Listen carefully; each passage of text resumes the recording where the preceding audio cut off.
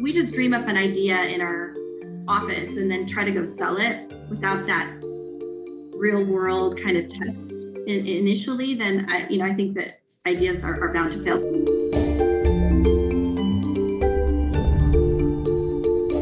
Welcome to UpTech Report. This is our Apply Tech series. UpTech Report is sponsored by Terraleap. Learn how to leverage the power of video at terraleap.io. Today, I'm excited to be joined by my guest, Rebecca Clyde, based in Phoenix, Arizona. She's the co-founder and CEO at Botco.ai. Welcome, Rebecca. Good to have you on. Well, thank you, Alexander. Thanks for having me today. Now, Botco is an AI-powered marketing chat solution. Help me understand, Rebecca, just lay up the problem that you see in your space. Absolutely. I've been watching consumer trends over the last few years and noticed that consumers have really oriented around an on-demand expectation from all of the businesses that they engage with. And that is applied to anything, right? Whether it's in healthcare and their wellness or education. And, with COVID, that need for kind of on-demand has really been exacerbated. The problem that we see is that, this expectation has gotten really high. And yet, from a business standpoint, it's actually quite difficult to deliver on that expectation. And so what we have done at Botco.ai is figured out, how can we harness the power of AI to really bridge that gap. So before we get into more about the solution, how that works, let's go back in time and hear more of your journey, Rebecca. I think you started one of your early careers actually at Intel, and then you started your own agency. What was that journey like? Were you always interested in technology? Yes, I was. I graduated from college right in the late 90s during the in the midst of the dot-com bubble. So it was almost inevitable that I would end up in technology. I was fascinated by it. I wanted to work in technology. When Intel came on campus to recruit, I was at the front of the line to get an interview and was really excited when they offered me a job. So I ended up coming to Arizona to take that role, and was really part of what I would call kind of the glory years of Intel during that time, where I really learned the business of technology and how to use, in our case, we implemented a lot of the early marketing technology platforms at Intel to help, grow the company. It was, during a very explosive growth period for Intel that I got to be a part of. Yeah. So that was kind of the beginning of my career. That was 1999, 2006 timeframe. And then Is it right out of that you launched your own agency, marketing agency? Yes, that's right. It was right around, there was a big transition happening in my life. I had become a mother, I had young children. And, I had been at Intel for almost 8 years plus, almost 10 years. And, I was starting to think about, what I wanted to do next. And by that point, I had developed enough professional expertise, especially around marketing technology. And I realized there was an opportunity where I could lend my expertise to many other businesses. And so that was really the beginning of my agency trajectory and building a business around helping other technology companies, including Intel, implement marketing technology software. So did you actually was Intel, you worked with Intel as well? Is it at the agency? Yes, and many other companies too, not just Intel, but interesting. Yeah, and the great thing was I was able to also expand into other industries, right? So of course my background had been in tech, and so I was servicing that industry, but a lot of other industries wanted to use those products too. And that's where I became exposed to, for example, the healthcare industry. Some of the largest employers in Arizona are healthcare companies, and they also make a lot of marketing investments and wanted to modernize. And so they were turning to us as well to help them get there. So you actually, if I understood correctly, you grew that agency, actually a 60-person team up to that point? Correct. So it's no small team. You're not a foreign to growing and developing a team to accomplish a lot of great things, but then to go into actual tech and your own SaaS platform, that's another leap. And I feel like a lot of people who run a service business think about, what would it be like to have a product instead of a service? Was that actually in you? Were you already thinking about that to get out of the service business, or was that not? No, it's actually kind of funny. I was thinking about it more from the standpoint of, hey, the world needs this thing, and why aren't the big software providers creating it? So one of the things we noticed was, marketing technology or marketing automation platforms had really kind of become a little bit stale. They utilize what I consider to be a kind of a delayed and asynchronous model. It's like, if you send some email, you wait for people to come to the landing page to fill out a form, and then you contact them. And then it's like this very slow and arduous process. And that might have been great 10 or 15 years ago, but today that's, as I said, this on-demand expectation has totally shifted what people want. And so that model wasn't really suited for this new modern type of on-demand expectation. And so I was wondering, like, why aren't the big marketing automation platforms really addressing this? Why aren't they doing it? And it was when I met Anu Shukla, my co-founder, that I learned why. And she's like, oh, because they're not really startups anymore. They've sold to these big companies, Adobe and Oracle. So they're not thinking about this anymore. They're not really innovating. So they're just going to iterate very small bits to the product. They're not going to revolutionize their product. And so the people that will change this are going to be the startups. And she was really the person who painted the picture of what the startup could look like for me. Because she came from the Bay Area, she had a serial entrepreneurship trajectory that she had already been on. And so that's kind of what created the kernel for the creation of Botco.ai.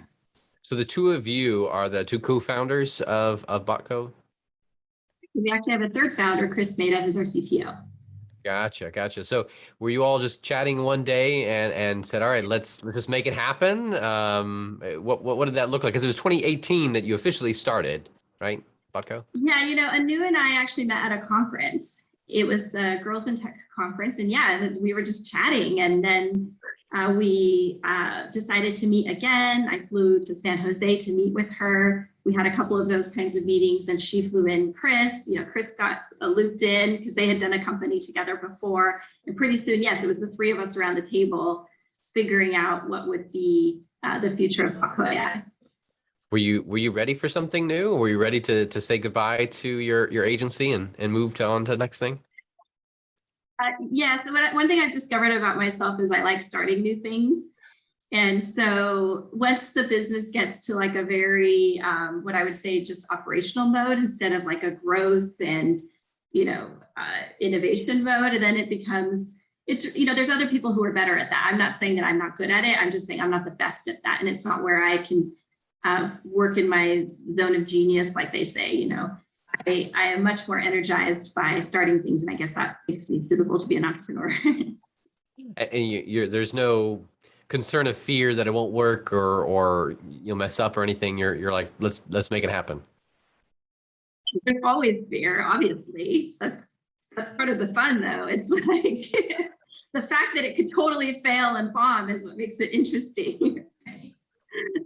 I love that mentality. It's like, that's part of the fun. That's the fear is part of the fun.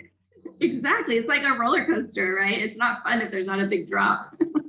So did you close down your agent? I think it was called Ideas Collide. Is that right? No. The agency is alive and well, growing. It's thriving. I just brought in a management team to cover for me. I handed off my role, my responsibilities to my other business partners that were there. And yeah, it's still going great. Wow. So you're launching Botco. Did you get traditional investment for that? Did you bootstrap it? What was that process to get it off the ground? At the beginning, it was just us, the founders, doing all the work. Chris, of course, as the CTO, could do a lot of the technical legwork. We got a couple of customers to prepay before we even were really fully baked. We sold them on the idea of what we were trying to build, and they were. Was that you? Subsidized. Yeah. Did you make that sale like, all right, we're gonna have it. Just give us the money, and then it'll appear. And then it'll show up. Yeah, exactly. Yes, I've done that before, so it's fun. And of course we delivered on it as promised. And then that was kind of the first money in were these prepayments, and then of course we funded it a little bit ourselves with some bootstrap dollars. Obviously, most founders have to put in some of their own money first. And then eventually we went out to raise money from the angel community first. We raised money from angels, a couple of different angel groups and some individual angels. And then we raised money from institutional VCs in the seed round. So we kind of went that, stair-stepped our way. Customers, your own money, angels, and then traditional. Yeah, Uh, exactly. it sounds so well staged and planned. It just worked out that way. I don't know. I don't know if I planned it that way, but it turned out. So. You have such a humbleness around you. You're like, oh no, that's just what we did. It's just, yeah, I made sales. You make it sound so simple and easy. Was it truly just there was no problems and it was just off to the races? Oh, it's a ton of work. I mean, everything even coming up with like the slides that we used to sell the idea, they didn't happen overnight. I mean, we spent months agonizing over what it needed to be. We interviewed hundreds of marketing executives in multiple industries to get feedback. We showed them prototypes. We spent a good like 6 months just churning through lots of bad ideas before we got to a couple of good ones that we felt like we were starting to get good feedback on. And that's at the point where we started to be able to pre-sell and the product. But it didn't just happen after one meeting. It was like easily 6 months of just grinding at it and iterating and trying to make it better and better every time. Gotcha. For you, in that marketing process of first creating a slide deck, sharing it, would it be something you'd like, and then iterating it over and over, and then to start scaling? Is there any key takeaways, that a tactic that you found has worked well when trying to bring a new technology to market and get people to say, yes, I want this? I think it's really about listening, and perhaps that's what so I don't know if it's a marketing strategy, but it's like listening. So for example, we would set up these 30-minute feedback sessions. We would share, but it wasn't so much about us sharing, but it was like, how are they reacting to it? Where did their eyes light up? And where did they kind of get bored? And just really tuning into that a little bit and trying to like dig in to understand, like, why was this interesting to you? Or why was this not interesting to you? What would you be willing to pay for this? Would you be willing to pay for that? And just making it so that people felt comfortable giving us honest feedback, but also like watching their cues.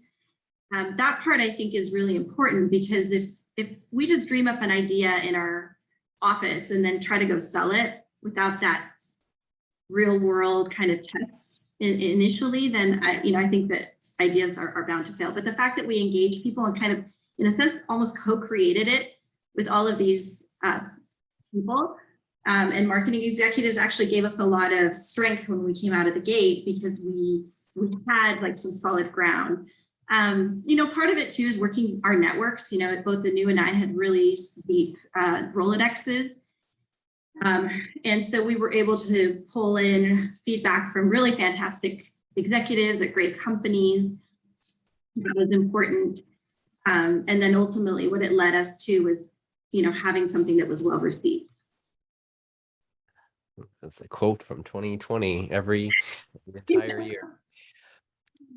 It's that constant listening and iterating and constantly not imagining what they want, but hearing from it. And I feel like one of the specific taglines you have on your website and everywhere I look is this HIPAA compliant. And I feel like that's a key piece that was missing in the industry of having just a solution, AI solution that was perfect for healthcare. Oh, absolutely. And this actually came about from some of our conversations with healthcare executives. We would ask them, what does your marketing technology stack look like? What are some of the challenges you're facing with your technology stack? What do you wish you had that you don't have? And in those conversations, what emerged was this idea of like, hey, we have a lot of HIPAA compliant constraints of what we can do. So yeah, we use Salesforce, but we can't do all these things because of HIPAA, and that was constantly coming up. And so I felt like the healthcare industry was kind of like wishing they had something, but nobody had really delivered it to them. And so they would always say like, oh, well, I can't do that because of HIPAA. We can't collect somebody's personal information on a website because of HIPAA. And I'm like, well, what if we actually provided you a solution that was? And then all of a sudden it was like, wait, that's possible. And, then it became something that we could furnish. And the HIPAA compliance piece really came about last year during COVID, of course. Lots of things had changed in the world. We were actually trying to sell to health and wellness, like more wellness industry. So Massage Envy was one of our customers, and we were selling to, fitness centers and large wellness franchises. And of course, with COVID, they all had to shut down. And so they were not making, at the beginning, technology, consumer engagement investments because there were no consumers to engage with. And so what we found is that we started getting calls from urgent care providers, for example, that saw what we had done with Massage Envy and said, hey, we're kind of similar. We have hundreds of locations. We get a lot of questions about availability. We get a lot of questions about insurance. We get a lot of questions of, can you do this or can you do that? We would love to have a chat service, an automated AI chat that could just handle all of that because it's overwhelming our phones. You know, we're getting complaints that we're not getting back to people. We're losing revenue opportunities. And so that's when we really started to notice that what we had built for like a Massage Envy could also translate really well if we added that HIPAA compliant component to healthcare. And that makes the world of a difference. Your target market, those who are best suited for your product, is it mid-market, enterprise level companies?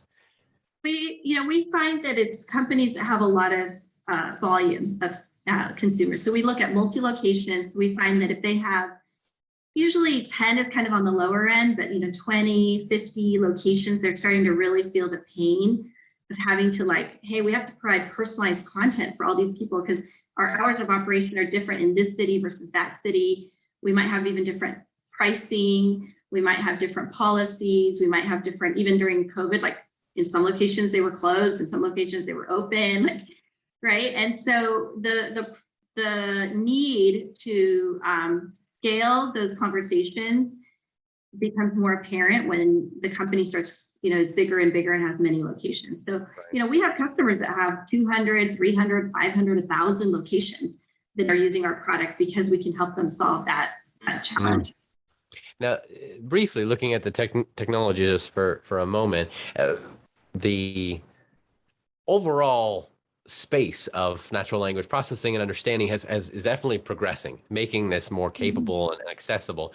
Are you guys building on top of some of the big three that are out there, the solutions, and then adding your own components? How did you approach this problem? Right. Yeah, we definitely are using, we're on Google's, we use some of Google's infrastructure for our product. And so, yes, certainly everybody's building on the shoulders of giants to some degree. And so we're not trying to reinvent the wheel. We use technology that already exists if it's already out there. But what we're providing is the kind of unique capability around a specific segment, domain, specific content, workflows. That's all going to be unique to an industry that doesn't already exist off the shelf. So being able to understand, hi, how are you? That's universal. But being able to understand, something along the lines of, hey, I need to book an appointment tomorrow with a female therapist in the afternoon. Right? That's going to be a little bit more specialized. And when you do with that question, you don't just answer the question, but you have to know what prompt, know what workflow to kick off as a result of that question. One of the powerful things around technology is not just that it's cool tech, but it actually solves a problem for a unique use case. And what you've really narrowed in on is healthcare and HIPAA compliant, and finding, all right, so let's use it to solve this multi-location challenge of answering those common asked questions when you have so much of a volume coming in. 2018, you got started. When did you actually have the product out, and for those first two customers, and then iterated on that? What was that timeline look like the last couple of years? Yeah, it was really in 2020 when we launched. Going into 2020, we had two customers that were using our product, fairly large customers. They were providing us with a lot of data, a lot of great feedback. And then going into 2020 was when we were able to raise money, and then at that point hire people to do sales and marketing and all the things you need to actually build a demand generation program. Gotcha. Do a lot of your customers let them share who they are, or is that still often because they're large ones and they keep them back? Some are okay with it. I mean, there's a few that can't, but most of them are pretty all right with it. And we've had case studies published with a few of them, even in industry publications. So they actually like to showcase what they're doing. Sometimes they even win awards in their industry from working with us. Certainly, we've had a couple of customers that have gone out and won industry awards. So they like to kind of brag a little bit about the fact that they're working with us. That's how, well, everyone wants to feel like they're leading the way for their customers and making their customers' lives easier. And that's the idea of technology. Technology should do that. For you and your team, you started 3 people, right? How big is the team today then, with beyond just your co-founders? Yeah, we're 25, so we're roughly around 25 team members. Growing a team, as you're not new to growing a team from your agency. What are some key lessons learned? Is there any difference between hiring people for a service business agency versus building a SaaS tech company and the people in there? Well, certainly we have probably more engineering in a software company, right? It's going to be heavily engineer driven. So we obviously have, more than half of our team is on the engineering side. So I would say that's probably the biggest difference. And then it's also just the mindset is different, right? We're trying to create products that are more self-sufficient, right? It's about less hand-holding and not more hand-holding, right? Whereas a services business actually exists to hand-hold. So that's the biggest difference. It's just how do you approach, everything is kind of driven out of the approach of like, how do we make the technology do more of the work? And that's really where the innovation comes from. When you're hiring, because a lot of leaders listen to our series, is there any questions that you use in your interview process that help you determine, oh, this is a good candidate, aside from the actual role that they're playing, just that they're a good person that fit your culture and you want to work with them? Any questions that you found as valuable for you? Yeah, in an early stage startup like ours, what's really valuable is people that are just kind of resourceful, scrappy, resilient, and can kind of like do more than just the one thing, right? Because it really requires a lot of like team effort, problem solving. Every day is going to be different. And so I'm looking for people that have that kind of willingness to step in, do what needs to be done, maybe put in the extra hours if necessary, right? Because in a startup, it's not like a 9-to-5 job, and it's not like this is your job description and just follow that, right? So the type of person that has to work in a startup has to thrive in an environment that is a little bit more fluid, that's more dynamic, right? And that is going to require just kind of all hands on deck at times. Mm-hmm. And so there's just certain people that who like that, who really, really enjoy being part of creating something from the ground up. So those are the things I look for. If people are, too needy, like need a lot of, I would say, corporate type of support systems to be successful, then we're not going to be the right place for them, because we certainly, as an early stage, we're not there yet. Mm-hmm, mm-hmm. So yeah, usually I ask them to just share an experience, like tell me a time where in your role you had to really step outside of the maybe job description, or you had to go above and beyond to support a deadline. I'm really trying to hear them tell a really rich story about how they do this on a regular basis. So that's what I might probe for. Is there anything major that's different? Okay, there's the obvious ones of coming from a service business to a product business, because I feel like there's a lot of other leaders that are running a service business and they've thought about, what would it be like to build a product and build a SaaS company? And there's the obvious difference. You're running an engineering team, you're building a product, but were there any other realizations or ahas through this time that you didn't expect and that you wish you could go back and tell yourself to let you know, hey, you should really know what's happening? Well, the biggest difference is how much capital you need to do both. So, a service business, you don't really need a lot of capital. You kind of build it more organically.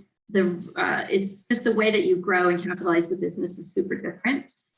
In a product business, of course, it's going to require a lot more capital to build the technology that will then sustain itself over time, and that will be competitive and differentiated if there's a big enough market to address. So, I think that's the biggest thing. It's like, first of all, you have to solve a problem that's big enough, right? Identify a market that's meaningful enough so that you can go raise capital, because nobody will give it to you if it's a small market. And then, of course, have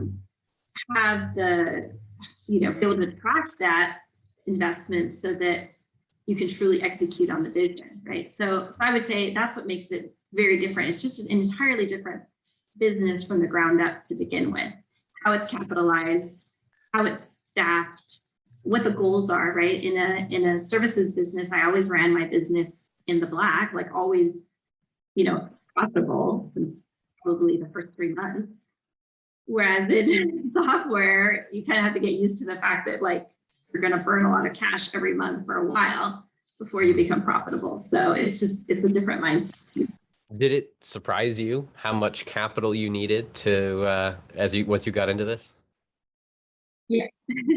I mean, everybody tells you that, but until you're actually doing it, it's hard to realize. Mm-hmm. It's like after spending so many years running a business that money's in, great, we're always in the black. And then they're like, hold on, it's like, wait, how much money is this going to take? Yeah, definitely. They always say it costs twice as much as you think it's going to. So just even more. But, that's the fun of it too. It's like, we have to be dreaming big enough, right? So that it's worthwhile, but that's the goal, right? Is knowing that we're building something big. We're getting customers, we're acquiring market penetration, like all of these things are going to cost money and initial investment at the beginning. But, that's what the venture kind of ecosystem is set up to support. So, Are you pleased with your route? Like, would you have done it again, or would you do anything different as far as you got some customers to pay you up front, and then you did the angels, and then you did the venture capital round? Would you have followed that same process, or would you have done anything different? oh yeah, I mean, I would do a lot of things differently now that I know so much more. But I didn't learn these lessons without making the mistakes. So Yeah. I don't know how to rewind the tape. Certainly I would have moved faster. I didn't know at the beginning who, I didn't have a good sense of discernment at the beginning of like who might be a good investor and who might not. I learned that over time. Certainly a lot of people coached me. I've had wonderful mentors and coaches that have helped point the way, and hopefully my mistakes have been a little bit smaller than they could have been. But it's a learning process. And so I don't know if I could have changed anything. I would have certainly liked for things to move more quickly on all fronts, right? I think I'm never happy enough with speed. It can always be faster, better, right? But it is what it is. You mentioned there of finding the right investors. Is there any takeaways for yourself that you learned that you could share with another entrepreneur that's looking at raising? Like, how do you make sure you're finding the right one? At the beginning, I was a little bit naive in the sense that I thought that anybody who saw what I was doing would, they didn't necessarily have to invest, but they would at least be able to see what I was trying to build, what we were creating at Botco.ai. And they would see like, look, I have this amazing co-founder team. Like, look at them. They're so great. They've done this before. They have hundreds of millions, almost. I mean, Anu already has like $1 billion in exits. Like, why wouldn't they invest in this company? Right? I was like thinking it would be obvious to the world, but it wasn't. I had to do a better job at the beginning. I didn't do a great job telling the story. Perhaps I could have done a better job. And then as far as the investors go, I think what I learned quickly was that my job wasn't to convince everyone, which was kind of what I thought I had to do at the beginning, was like, oh, I just need to be really convincing, and I need to, get everybody to believe my story and to believe in us. And then slowly that switched to realizing, no, that's actually not my job. It's not to convince anyone. My job is just to find the investors that already resonate with my story, and who already can see what I see. And so I became, my energy changed from like trying to convince people and exerting all this energy to just like relaxing a little bit more and just being able to quickly identify people who maybe had an appreciation for this space, for the industry, for what we were trying to accomplish. And if it wasn't a good fit because they just had a different lens on the world or had a different set of experiences that were not going to be suited for us, like that was okay. Like, okay, you're not going to invest in our company because you're looking for something else, right? You're just looking for something different that's not us. So that's okay. So just making those conversations quicker to get there was really important, so that now I can almost more easily identify where that alignment is versus just spending all this energy trying to convince somebody that was never going to want to be in our industry or in our space anyway. Chatbots, selling the idea of chatbots is the future. In some ways is becoming ubiquitous, but it's finding the right person that understands your particular vision of that execution. But speaking of the future of chatbots and AI, where do you think we're going? If you had to make a prediction, 3-5 years from now, what are we going to see? I mean, I am seeing, first of all, this whole idea of self-serve, of people being able to quickly just inquire and get what they want is, this on-demand kind of trend is not going away, right? It's only going to get more and more intense. And so what I see in the future, especially watching kind of the next generation, if you watch how Gen Z interact with technology, they don't go to websites and navigate a website and fill out forms. Like, they just don't do that. So, and they don't wait on hold. They're not going to call and wait on hold for 45 minutes. Like, all these things that we've accepted, like in my generation, as just kind of how you have to do business, they are not accepting. And so I kind of see them as the future. I say, like, how do they want to interact with the world? They're using messaging very intensely all the time. They use video messaging, they use voice messaging, they use, they're just wanting that kind of instant engagement all the time through these channels. And so as they're entering adulthood and entering the professional world, which they're already graduating from college, Gen Z is, they are bringing with them that kind of expectation, right? And so pretty soon, as businesses, organizations, we're going to have to start to bend to that will. And so that's really what I watch. I see them, wanting to text, video text video chat with school professors, and that's just how we're going to have to learn to interact with them. And so as businesses, we have to be thinking about, okay, how do I set up my business and how I engage with my consumers to be more in that direction? So can I handle text messaging? Can I respond in real time to chat without a 20-minute or 2-hour wait in a queue? Can I handle video? Can I handle, voice interactions in real time without burdening a call center? Using an AI to really provide those responses. So all of these are different things that I see as businesses. We're needing to set up the infrastructure and really create a competency around that, because that wave is coming. Like, we're not stopping it. We may deny that it's coming. We may try to pretend that it's not coming, but it's coming. These Gen Zers are growing up faster than we realize, and they're going to be, running the show soon. Well, for those out there that are needing to look for a chatbot solution, especially in the healthcare space, you may want to check out Botco. That's Botco.ai, Botco.ai. Thank you so much, Rebecca, for spending some time with us and sharing your journey and also the prediction of the future of where we will be. This has been awesome. Thank you, Alexander. It's been great being with you here today. We'll see you all on the next episode of UpTech Report. Have you seen a company using AI, machine learning, or other technology to transform the way we live, work, and do business? Go to UpTechReport.com and let us know.